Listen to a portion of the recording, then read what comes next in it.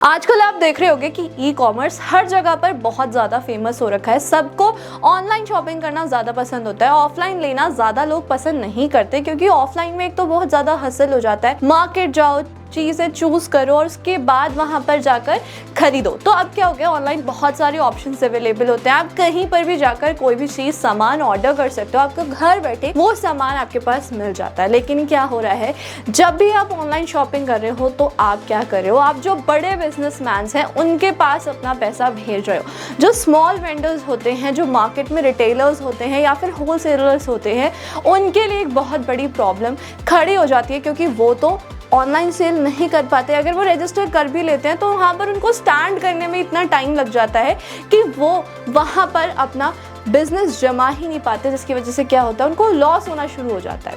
अब क्या होता है कि अगर हम ऑनलाइन बिजनेस करते हैं या फिर सेल करते हैं तो उस सिचुएशन में क्या होता है कि हमारे से कंपनीज जो हैं वो कमीशन भी चार्ज करती हैं। इस सिचुएशन में क्या होता है, जब कंपनीज कमीशन चार्ज कर रही हैं तो हम प्रॉफिट की जगह वहाँ पर लॉस कर रहे होते हैं, क्योंकि हम अपना आधा प्रॉफिट तो कंपनी के साथ शेयर कर रहे होते हैं। तो जो बड़ी कंपनीज होती है उनको तो काफ़ी ज़्यादा फायदा होता है, क्योंकि उनके पास ज़्यादा मार्जिन होता है। लेकिन जो छोटी कंपनीज होती हैं या फिर छोटे रिटेलर्स होते हैं, लोकल शॉप्स होती हैं, वो लोग रजिस्टर करने में बहुत ज़्यादा परेशान हो जाते हैं। तो आज मैं आपको इसी के बारे में बताने वाली हूँ कि अगर आप अमेज़ॉन, फ्लिपकार्ट जैसी कंपनीज में रजिस्टर नहीं कर पा रहे तो गवर्नमेंट आपके लिए एक सॉल्यूशन लेकर आई है, जिसमें आप रजिस्टर कर सकते हो।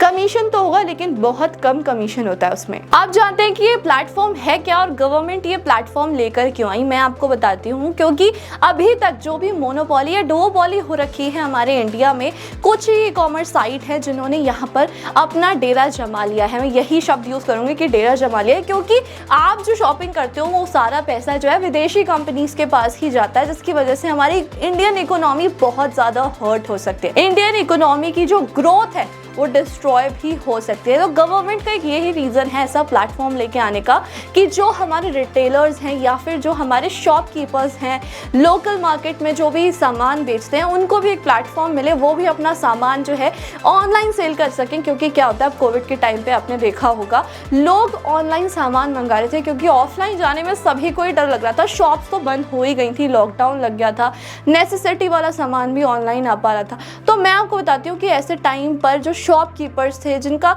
लोकल मार्केट में बिजनेस है, होलसेलर, रिटेलर्स, उनका बिजनेस बिल्कुल ड्रॉप हो गया था। अब जिस तरीके से धीरे धीरे इंक्रीज हो रहा है, तो मैं आपको यही बताऊंगी कि अभी भी लोग ऑनलाइन लेना ज़्यादा पसंद करते हैं रेदर देन ऑफलाइन जाना। तो गवर्नमेंट को इसी वजह से ये प्लेटफॉर्म लेके आना पड़ा कि आप लोग भी उसमें रजिस्टर कर पाओ और अपना सामान उस पर सेल कर पाओ। अब हम इसी के बारे में डिस्कशन करने वाले हैं, तो हमारे चैनल को सब्सक्राइब भी ज़रूर कर देना। तो अब मैं आपको प्लेटफॉर्म का नाम बताती हूँ। प्लेटफॉर्म का नाम है ONDC। इसका फुल फॉर्म है open network for digital commerce, और it's a private not for profit company. ये गवर्नमेंट की तरफ से एक इनिशिएटिव है जो कि लोकल वेंडर्स के लिए निकाला गया है, जो अभी ऑनलाइन सेल नहीं कर पाते उनके लिए एक छोटा सा प्लेटफॉर्म है जहां पर जाकर वो सेल कर सकते हैं। ज़्यादा रजिस्ट्रेशन फीस नहीं लगता, ज़्यादा रजिस्ट्रेशन प्रोसेस नहीं होता, इजीली रजिस्टर कर सकते हैं और ज़्यादा सेल करने में भी उनको कमीशन नहीं देनी पड़ती। क्योंकि आपने देखा होगा जो बड़ी ई कॉमर्स कंपनीज होती है वहां पर उनको बहुत ज़्यादा कमीशन देना पड़ता है। अब आप बोलोगे कि ये आया कब? ये आया था 2021 दिसंबर में, लेकिन अभी इसकी ज़्यादा हाइप हो गई क्योंकि उस टाइम पर ज़्यादा लोग नहीं जानते थे, और अब जो है लोग इस प्लेटफॉर्म को जानने लगे हैं। यहाँ तक कि मुंबई, दिल्ली, बेंगलुरु में सबसे ज़्यादा ONDC से ऑर्डर आते हैं। अभी मैंने जैसे कि कोविड की बात की थी, तो मैंने आपको ये बताया था कि कोविड में हमें रियलाइज़ हुआ कि जो इंडिया का ई कॉमर्स पार्टिसिपेशन है वो बहुत ज़्यादा कम है। अगर हम बाहर की कंट्रीज से कंपेयर करें, यानी कि टॉप 3 कंट्रीज से कंपेयर करें, तो वहाँ पर 30 to 40% तक का ई कॉमर्स पार्टिसिपेशन होता है, लेकिन इंडिया में सिर्फ 4.3% ही है। तो आप अंदाज़ा लगा सकते हो कि इंडिया में कितना कम बिजनेस हो रहा है जो ऑनलाइन हो रहा है। उसमें से भी हमारा पैसा कहाँ चला जाता है, वो बाहर की कंपनीज में चला जाता है। इंडिया के पास कोई पैसा नहीं रह पाता, क्योंकि इसकी वजह से क्या हो रहा है, आप ऑनलाइन शॉपिंग करते हो, सारा जितना भी आपका सामान है उसका पैसा आप ऑनलाइन ही दे देते हो या फिर कैश भी दे देते हो, तो वो दूसरी कंपनीज के पास जाता है। इसकी वजह से मार्केट में भी पैसों का सर्कुलेशन बहुत ज़्यादा खराब हो गया, जिसकी वजह से इंडियन इकोनॉमी बहुत ज़्यादा अफेक्ट हो रही है। अब एक और पॉइंट पे आ जाते हैं कि ONDC पर आपको क्या फ़ायदे होंगे, मैं आपको बताती हूँ। ONDC से इंडिया में जितने भी मोनोपोलीज और डुओपोलीज बने हुए हैं वो सब खत्म हो जाएंगे। कैसे, मैं आपको बताती हूँ। हर सेक्टर में आपको एक दो कंपनीज ही ऐसी दिखती हैं जो हाइप पर हैं, जिस पे हम ज़्यादा ट्रस्ट करते हैं। मान लीजिए आप अमेजॉन, अगर आप लोकल शॉपिंग करना चाहते हो, कपड़ों की शॉपिंग करना चाहते हो, इलेक्ट्रिक जो भी आप जनरल सामान लेना चाहते हो, उसके लिए आप अमेजॉन या फिर फ्लिपकार्ट को ट्रस्ट करते हो अभी के लिए, क्योंकि अभी इसके कंपैरेटिव में कोई भी ऐसी कंपनी नहीं है जिस पे आप ट्रस्ट कर सको और सामान मंगा सको। अब वहीं अगर हम फूड पर आ जाएं, खाने पे आ जाएं, या फिर कोई भी ऐसा सामान डिलीवरी पर आ जाएं, तो हमें सबसे ज़्यादा ट्रस्ट किस पर होता है? जोमेटो पे होता है या स्विगी पे होता है। तो ये होता है मोनोपोली या फिर डुओपोली, जो पूरे सेक्टर को दो कंपनीज ही रूल कर पा रही हैं। कोई भी अगर अपनी वेबसाइट बनाता भी है तो उस सिचुएशन में क्या होता है कि वहाँ पर हम लोग ट्रस्ट नहीं कर पाते। मैं खुद की भी बात करूँगी कि अगर मैं कोई सामान लेने जाती हूँ तो मैं ट्रस्टेड कंपनी ढूंढूंगी। अगर मैं पैसा दे रही हूँ तो मैं यही चाहूँगी कि मेरा सामान जो है वो बेस्ट आए। लेकिन क्या होता है, अगर कोई लोकल वेंडर ने या फिर जो रिटेलर शॉप पर सामान बेच रहा है उसने वेबसाइट बना भी ली, तो हम उस वेबसाइट पर ट्रस्ट नहीं करते, क्योंकि हमें लगता है कि हम पैसे तो दे देंगे लेकिन सामान आ पाएगा या फिर नहीं। तो ये मोनोपोली और डुओपोली ONDC से खत्म हो जाएगी, क्योंकि वहाँ पर आपको सारा सामान एक ही प्लेटफॉर्म पर देखने को मिलेगा और ये भी ट्रस्टेड होगा, क्योंकि गवर्नमेंट की साइड से ये साइट बनाई गई है। अब दूसरा इसमें एडवांटेज क्या होता है, अब मोनोपोली डुओपोली वाली कंपनीज क्या होते हैं, अपने प्रॉफिट मार्जिन को इंक्रीज करने के लिए वो खुद के प्रोडक्ट्स बनाते हैं।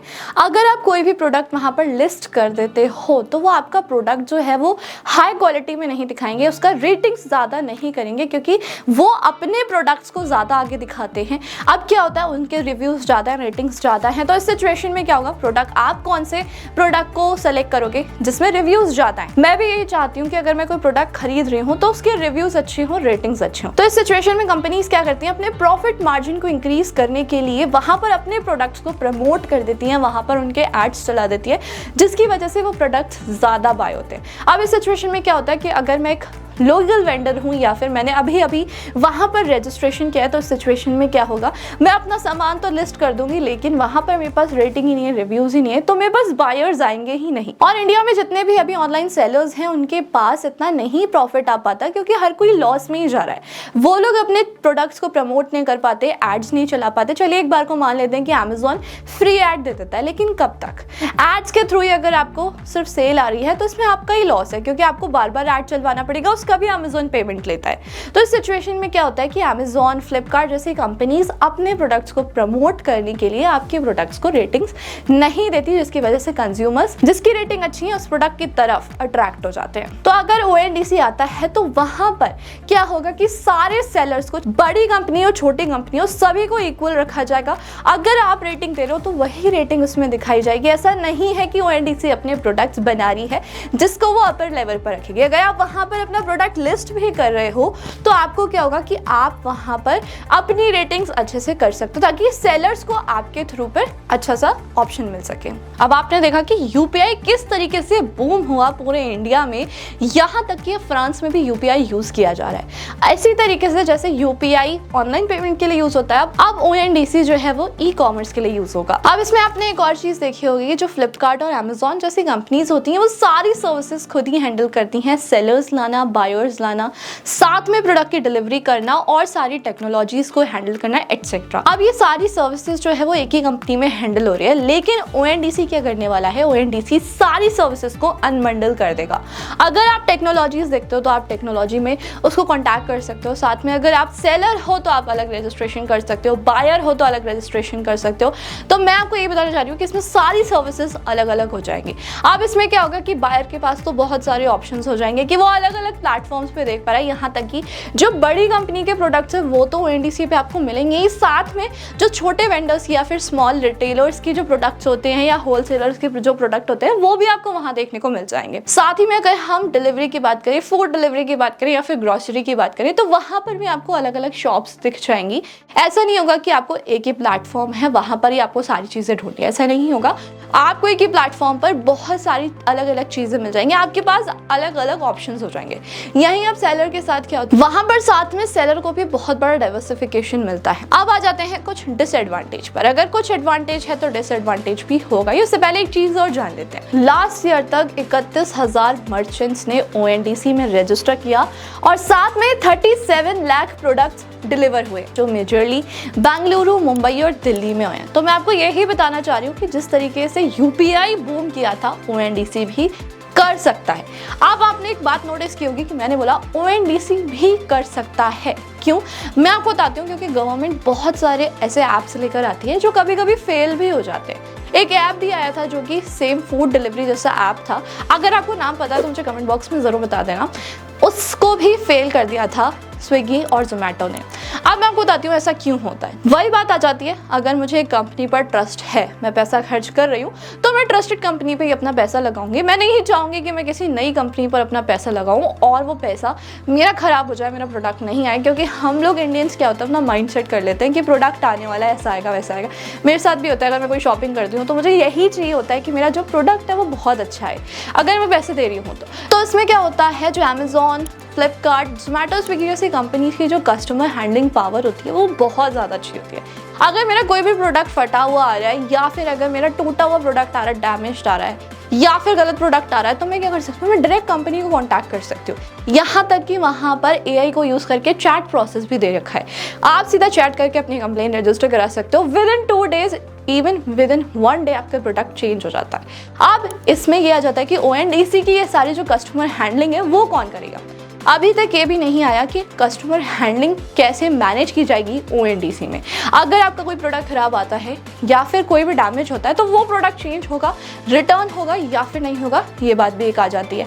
साथ में मैं आपको ये बता देती हूँ कि अगर ONDC से आप सामान ले रहे हो तो वहाँ पर रेटिंग्स नहीं होती हैं, वहाँ पर आपको ये नहीं पता चलेगा कि कौन सा प्रोडक्ट आपके लिए ज़्यादा अच्छा है। अब मैं आपको बताती हूँ, वहाँ पर अगर आप ONDC पे जाओगे तो जितना भी सामान लिस्टेड होता है वो अकॉर्डिंग टू द रेटिंग्स नहीं होता। उसका लॉजिक आप समझ नहीं पाओगे कि जो उसने प्रोडक्ट्स लिस्ट किए हैं किसके अकॉर्डिंग किए। तो यहाँ पर कुछ कमी आ जाती है ONDC में, जो कि बेस्ट है अमेजोन या फिर फ्लिपकार्ट जैसी कंपनीज में। अगर ये कुछ चीजें इसमें परफेक्ट हो जाती हैं ONDC में, तो ये इंडिया में बहुत ज्यादा बूम कर सकता है, क्योंकि ये एक बहुत अच्छा प्लेटफॉर्म है। जो स्मॉल रिटेलर्स होते हैं, होलसेलर्स होते हैं, मार्केट में जो अभी सामान बेच रहे हैं, जो ऑनलाइन नहीं कर पाते, उनके लिए एक बेस्ट प्लेटफॉर्म सामने आया है। आप रजिस्टर कर सकते हो, सेल कर सकते हो, इसमें आपका कमीशन तो होगा ही नहीं। अब इसमें एक और बात आ जाती है, ONDC जो है वो अभी बहुत ज़्यादा डिस्काउंट प्रोवाइड कर रहा है कस्टमर्स को। लेकिन ये डिस्काउंट कब तक प्रोवाइड कराया जाएगा? क्या हमेशा ये कस्टमर को डिस्काउंट ही प्रोवाइड कराते रहेंगे? तो ये अपना मार्जिन कहाँ से लेंगे? तो मैं आपको बताती हूँ कि अभी ये बात भी क्लियरली नहीं आई है सामने, और ये भी एक डिसएडवांटेज है। अगर ONDC अपनी तरफ से इतना डिस्काउंट प्रोवाइड करा रहा है तो मर्चेंट्स का मार्जिन कहाँ जाएगा? जो अपने आप को रजिस्टर कर रहे हैं उनका, क्योंकि ONDC भी 3 to 4% का कमीशन लेगी अपने जितने भी टेक्नोलॉजीज को बढ़ाने के लिए। कमीशन तो वहाँ भी जाएगा, लेकिन कम जाएगा वो बात अलग है। तो वहाँ पर स्मॉल वेंडर्स का या फिर मर्चेंट्स का प्रॉफिट कहाँ जाएगा? यहाँ पर एक और डिसएडवांटेज आ जाता है। लेकिन मैं आपको ये कहना चाहूँगी कि अगर आप ऑनलाइन सेलिंग स्टार्ट करना चाहते हो तो ये बेस्ट प्लेटफॉर्म है, क्योंकि अमेजोन और फ्लिपकार्ट जैसी कंपनीज बहुत ज़्यादा कमीशन चार्ज करती हैं। और सिचुएशन में क्या होता है कि आप रजिस्टर तो कर देते हो, प्रोडक्ट्स को लिस्ट भी कर देते हो, उसके बाद क्या होता है आपके पास ऑर्डर्स ही नहीं आ पाते, क्योंकि वहाँ पर आपके प्रोडक्ट की जो रेटिंग होती है, रिव्यूज़ होती है, वो ना के बराबर होते हैं। तो इस सिचुएशन में क्या होता है कि आपके प्रोडक्ट्स कभी भी टॉप पे दिखते ही नहीं है, क्योंकि वहाँ पर जितने भी प्रोडक्ट्स आते हैं लिस्टिंग में वो सब रेटिंग्स के अकॉर्डिंग ही आते हैं। तो मैंने आपको बताया कि आप अगर प्रोडक्ट लिस्ट करना चाहते हो, ऑनलाइन सेलिंग करना चाहते हो, तो ये आपके लिए बेस्ट प्लेटफॉर्म है अभी के लिए। लेकिन अगर आपको इसको लेकर कोई भी कंफ्यूजन होता है तो आप मुझे कमेंट बॉक्स में पूछ सकते हो। मैं आपको ये भी बताना चाहूँगी कि इंडिया में जिस तरीके से ई-कॉमर्स इंक्रीज हो रहा है, तो 2025 तक 1/3 पॉपुलेशन इंडिया की ई-कॉमर्स को अपना लेगी। तो मैं आपको यही कहना चाहूँगी कि अगर अभी भी आप लोकल शॉप पर सेल कर रहे हो, आप अपना ऑनलाइन बिजनेस ग्रो नहीं कर रहे हो, क्योंकि मैं आपको ये बताना चाहूँगी कि जब हम कोई बिजनेस कर रहे होते हैं तो हमें टाइम के साथ चीज़ों को एक्सेप्ट करना चाहिए। आजकल की यंग जनरेशन बाहर जाकर सामान नहीं खरीदना चाहती, वो चाहती है कि ऑनलाइन शॉपिंग हो और घर पर सामान आ जाए। और आजकल इतना टाइम भी किसी के पास नहीं होता कि वो मार्केट जाकर शॉपिंग करे। तो अगर आप अपने बिजनेस को ग्रो करना चाहते हो, आप चाहते हो कि आपका बिजनेस ग्रोथ लाए, आपके लिए अच्छी वेल्थ क्रिएट करे, तो आपको जो नई चीज़ें हैं उनको एक्सेप्ट करना पड़ेगा, क्योंकि आजकल की यंग जनरेशन यही चाहती है। तो मैं आपको यही बोलूँगी कि अगर आप अमेजॉन, फ्लिपकार्ट जैसी कंपनीज में सेल नहीं भी करना चाहते उनकी कमीशन की वजह से, या फिर वहाँ पर बहुत ज़्यादा हसल हो जाता है अपने प्रोडक्ट्स को लिस्ट करने के लिए, आप ONDC एक्सेप्ट कर सकते हो। ONDC में आपको काफ़ी ज़्यादा प्रॉफिट भी हो सकता है। आप मुझे कमेंट बॉक्स में ज़रूर बताना कि आपको ये वीडियो कैसी लगी। साथ में ऐसी इंटरेस्टिंग वीडियोस के लिए हमारे चैनल को सब्सक्राइब करना बिल्कुल मत भूलना और ऐसी इंटरेस्टिंग वीडियोस के लिए बेल आइकन को प्रेस कर देना।